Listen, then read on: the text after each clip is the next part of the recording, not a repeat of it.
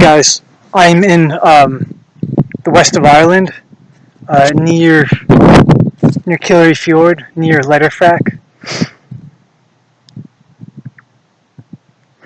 It's very nice here. See, last night I struggled to find a good campsite with trees, and it wasn't terribly pleasant.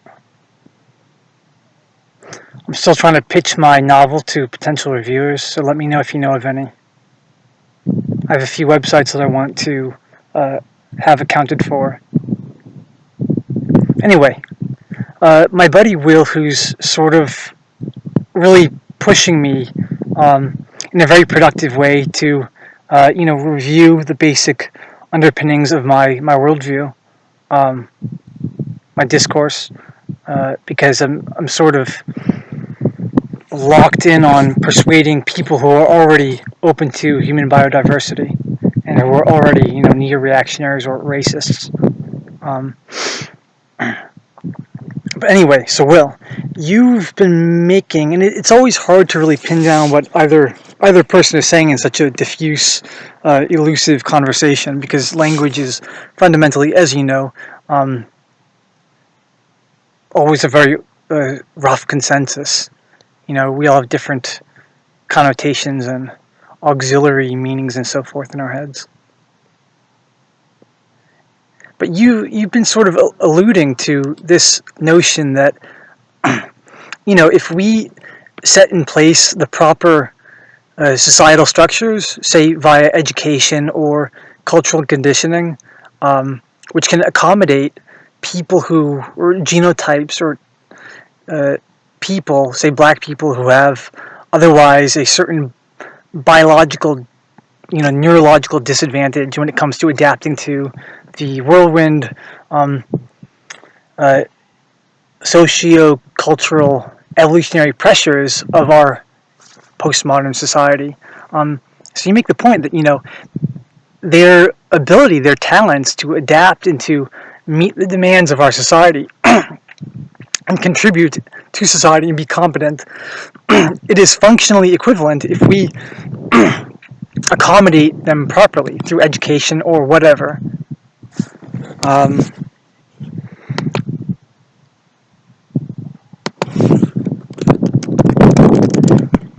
So what I'm going to say today, I'm just updating my notes, my flow.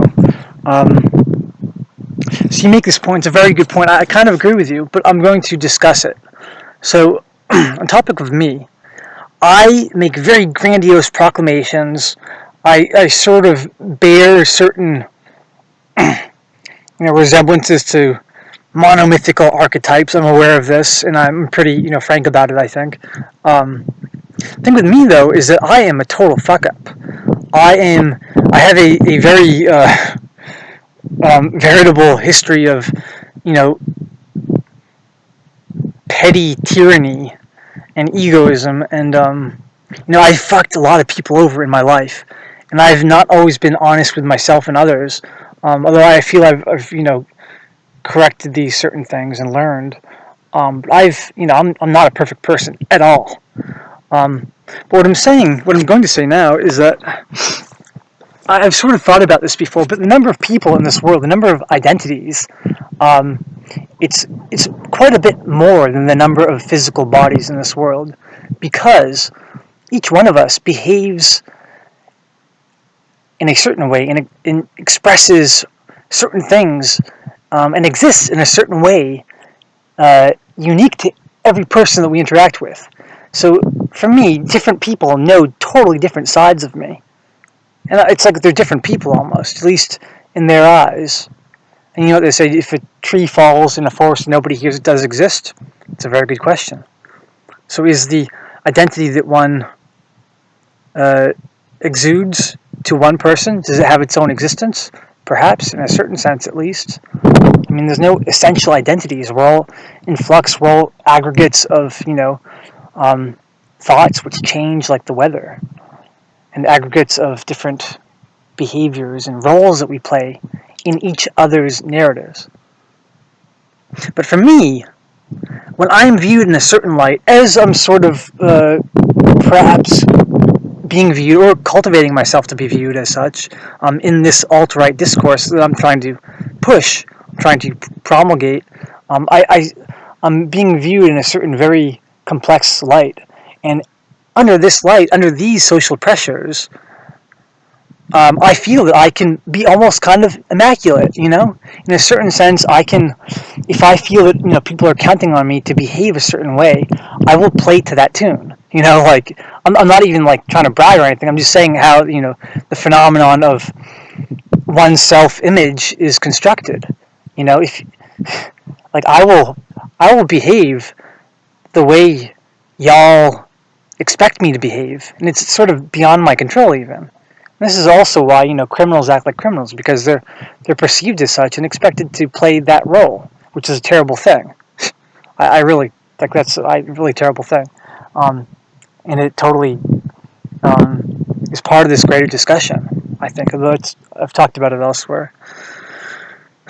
So with blacks, for example, if they are received in a certain light and treated in a certain light, and accommodated for with ample, perhaps compulsory education and other psychosocial crutches, and they're given the right psychosocial resources, and accommodated by lauding them in the media as the paragons of humanity, and sort of deceived into being intelligent and deceived into being studious and trying to be smart. In a certain sense, like with me, that would sort of functionally make them equivalent to, high IQ, like Aryans or whatever. And that would solve the problem. That's, I think, what Will's saying. And I kind of agree with you. In a certain sense, I agree with you. So this is what in my head, I refer to as the black success infrastructure. The societal scaffolding, which sort of keeps them from crumbling in the face of, existing under, white civilization social pressures, evolutionary pressures, like demands and standards and expectations. So according to Will, this would solve it, be functionally equivalent. I kind of agree. Anyway, I'm sort of repeating myself, aren't I? However, there's a problem here. What if the psychosocial scaffolding is ripped out from under blacks, and the societal accommodations for them are somehow, what if they falter? Then aren't blacks going to stumble and sort of relapse into being like, less competent and less egoic? That presents a problem.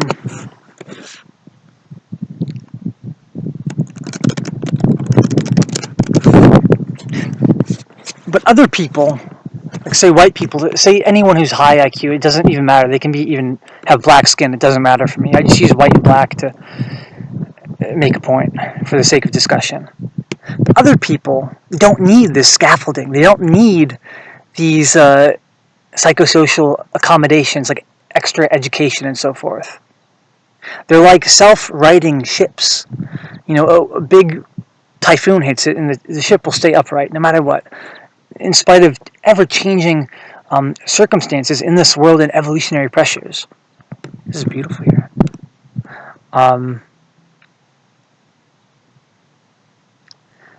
So the thing with that is that,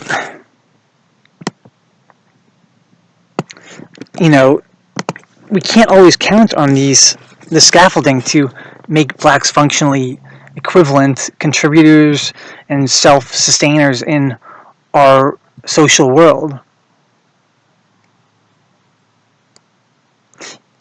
Because no matter what, the scaffolding, call it education. That's probably a better, more concrete way to term it. But education, say the education is ripped out from under them, it will all have been for naught. And moreover, this education can only really shape their crystallized intelligence. It can't really alter at all their fluid intelligence. Their fluid intelligence, which is like the neural substrate which adapts to phenomena in the world, that is a direct function of, it's determined by, it's a one-to-one mapping of the brain, the actual structures of the brain. So education can't accommodate that. It can't account for that. can't expand the fluid intelligence, only crystallized. And crystallized intelligence, it's like basically mastering different algorithms that you apply to your experience in the world, be it what to say in the right context with different people, be it little skills like math or whatever. And you can't replace that simply through education. It's sort of like it presents a bootstrapping issue, because if our world is built up of people who depend on this buttressing, this scaffolding education in order to contribute to society, what if, can they be expected to provide more scaffolding for themselves, say in a vacuum without, a social vacuum without like white smart people? I don't think so. It's a bootstrapping predicament. It's like it violates certain laws of like information conservation or something. It's impossible, I think. And it's important to remember that, yeah, so basically you can't really fool nature. You got to work with nature. You got to work within the laws of reality and optimize it. Make the best of it. We can't deceive ourselves and bury our heads in the ground like ostriches and think we can fool nature. We have to work with it, optimize it. And moreover, it's important, and I say this quite a bit, I think, but it's important to recognize that public policy, and by public policy, I'm referring more somewhat specifically to the